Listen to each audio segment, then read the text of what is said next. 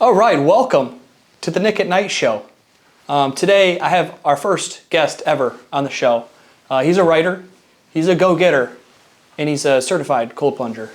My uncle and godfather, Uncle Tim, welcome to the show.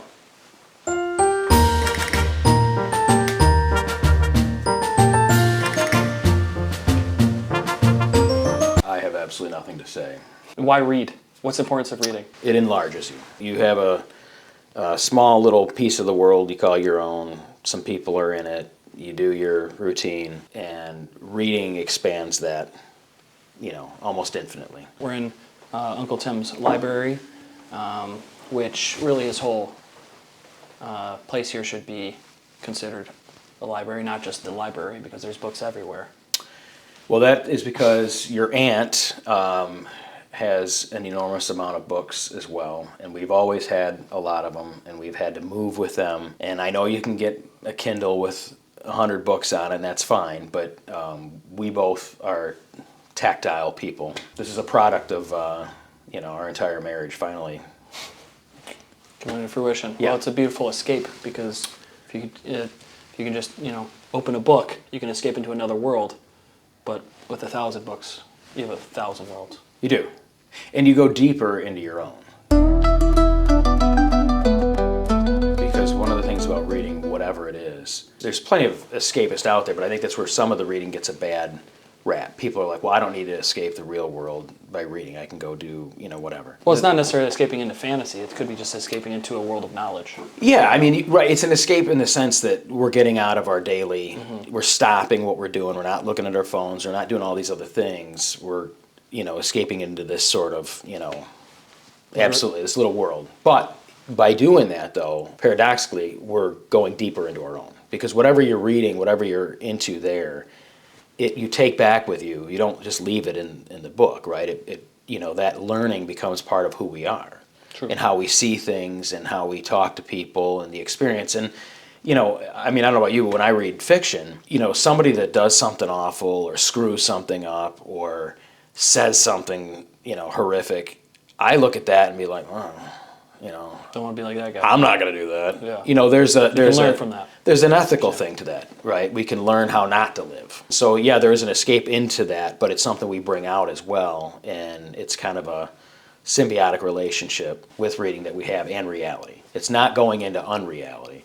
It's just, going into a different dimension of reality, which feels like an escape. For me, when I'm down here and the rest of the world doesn't care where I am, and I'm down here reading a book, it feels like an escape. But I'm also going deeper into my own. Yeah. I didn't mean it as an escape from, any troubles in someone's life. I just meant it as an escape into another world. And it is that, yeah. I mean, being a Lord of the Rings fan, I'm a Lord of the Rings fan. When I'm in Middle Earth, it's 100% escape, but, Yeah. Well, it could be literal it's wonderful. fantasy world, or it could be like Matthew McConaughey. I read his book on poems and prayers, and it's into his world as the author of reflection. Yeah, So exactly. It's just other people's perspectives, other people's worlds. So Exactly. Which enriches our own. I smell books. I've smelled books ever since I was a kid. Both Grandma and Grandpa did that. A lot of book lovers do. I can tell you some publishers by the ink that they use, and some pages how they age or smell different than the way, acid-free paper, things like that. The old pulp books smell terrific. If you read pulp fiction from, the 40s, 50s. 20 minutes later. I think sometimes it's easier to watch a 6-minute video than to sit down and read a book for 30, 45, 60 plus minutes, even though oftentimes watching that video, 6-minute video, turns into watching 2 6-minute videos, and 3 6-minute videos, Easily. and on. The rabbit hole. Yeah, the rabbit hole. For you, in your daily life, everyone has 24 hours in a day. How do you prioritize or set aside time for your reading? Typically, I get up earlier, and I just read. It might be half an hour, it might be an hour. On the weekends, it might be 2 hours, 2.5 hours. But I just do it every day. And that's pretty cool, because it's prioritizing yourself first, kind of, right? Yeah. Because You have for to. me right now, I'm doing my pull-ups and my running, and I'm trying to do that in the morning, so I don't have to. Number one, so I don't have to do it later when I'm tired and might forget or might feel lazy. but also just pay yourself first in the things that you want to do or accomplish, and then you do, some of the other necessities of daily life, I guess. Or Yeah, of work. that's just like the financial advice they give you, right? You're trying to save money and pay off bills at the same time. How do you do that? Well, they always tell you pay yourself first, take 10% out, put it in your savings account, because otherwise there'll always be bills to pay, and you'll never end up saving anything. I would read for a couple hours before I got up and got a shower and got everything else. That's just what I did, And then days that I worked out or whatever, I would, read for an hour. But that's just the bottom line. I just did it every single day. And people are like, well, I'm not getting up that early to do it. And I'm like, okay, well, then you're not going to read. I don't know what to tell you. But don't tell me you don't have time to read. Right. Because we all have 24 hours. I love that saying because it's true. we all do. And, and I've known, and people say, well, I've got kids, I don't have time to do this, or I've got this. Listen, I've known, people with 8 kids, and they were voracious readers. They outread me. I don't know how they did it. I'm a slow reader, maybe they're Probably fast. didn't sleep. They probably slept less. I don't know whether it's simple stuff, like whether it's even pull-ups or push-ups or whatever. When you're doing it every single day, you get the momentum, and then in the discipline, and then it just, then you look back and you realize, wow, I did all this stuff. And if you were to tell somebody, they'd be like, oh, I never have any time for all of that. Well, nobody has time for all of that, but you do a little bit every single day. All these habits that compound over time. That's right. That's really why I started doing, was really just trying to focus on habits. Specifically, morning habits, specifically winning the morning in order to win the day. Yeah, I'm a big fan of that because I find in the morning if you get up and attack the day and just get some of this stuff done and knock it out. I mean, the day goes on, just stuff comes up. It doesn't. You have to start making some trades and time and. What day can you win if you don't win the day early? It's like because the day is a day. It's not a part day. It's not a half day. A day is a day. You got to win the morning. Otherwise, you've lost. You got to do it. And if anything you do is important to you or to someone else, or if you're going to make it a priority, delay to me, hesitation kills. Delay is death. So I mean, there's days I wouldn't say there's not a day that goes by I don't read. That doesn't happen. But I do shift around a lot in what I read. But I do that also as a tactic because then I don't have an excuse for not reading. How many books are you reading right now? That's not even.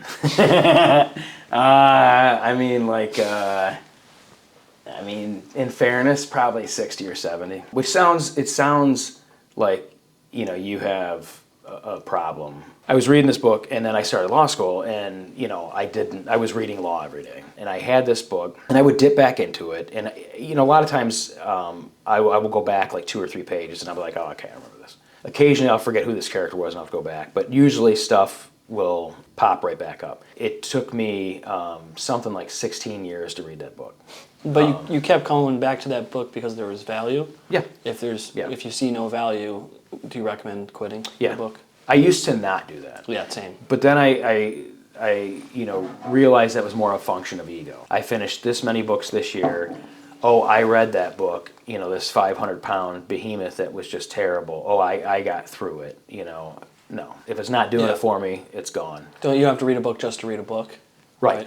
There's not enough time in life for that. Right. And the other thing too is what I learned from that. I think the most important lesson from that in quitting a book in the middle is one, being clear about why I'm quitting it. Being honest. Mm-hmm. And also, it helped me hone my judgment for choosing the book in the first place. So as I go along, I become more efficient and I waste less time reading books that I get into one and be like, oh, this is terrible. It makes me really look at the book first and be like, okay, I am going to read this. It reminds me of one of the book, When to Quit and When to Stick, which talks about when you should quit and when you should stick with something. That was on your list. It was on my list of 16 books that changed my life. I watched that video. Yeah. Yeah. Have you read the book or no? I have not. It's kind of just a mental reinforcement of it's not telling you when to push through exactly when. It's on you to figure that out and stuff.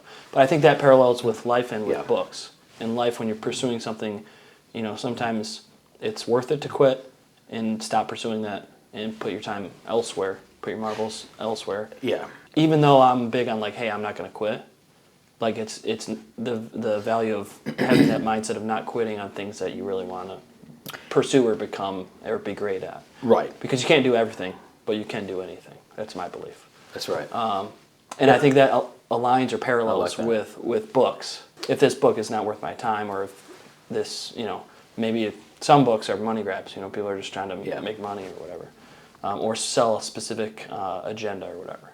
Right. So not all books are good. You hear a lot of no quit, no quit, no quit. In my view, it's not. The thing is not whether you quit or no quit. It's whether you're accomplishing your goal and you're making your priorities and you're on your path and you're doing what you're wanting to be doing. Because otherwise, stick with your commitments towards that goal. Yeah.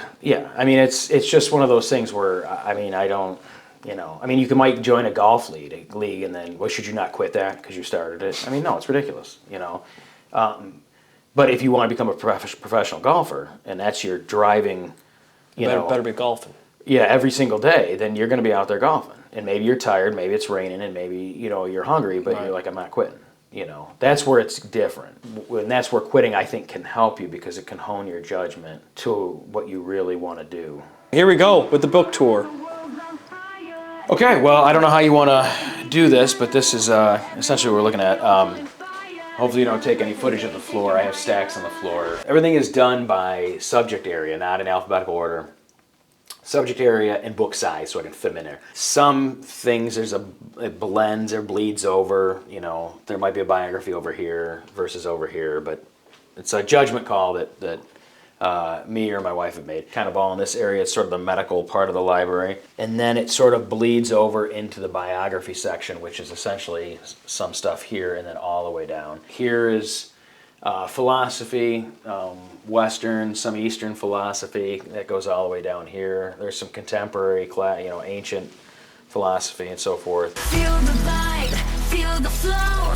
Everywhere you look, the good times grow. The energy is all aglow. Life is fun, let's let it show. Celebrate the day, it's ours to keep. With every laugh and every leap. I've got a number of books over there. Some I've already dipped into, but those I've lined up to be read hopefully soon.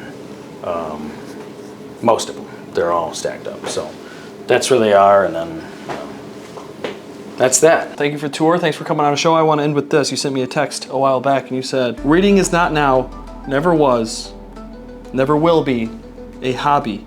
Reading is an extension of breathing, every bit as necessary. If you don't read, you die. Not physically, but intellectually. And that is far worse. I agree with that. Amen to that. I can't believe I said that. Did I say that? That's neat. Came for you. I just might quote myself. Thank you. That's nice. Stay gritty, Detroit.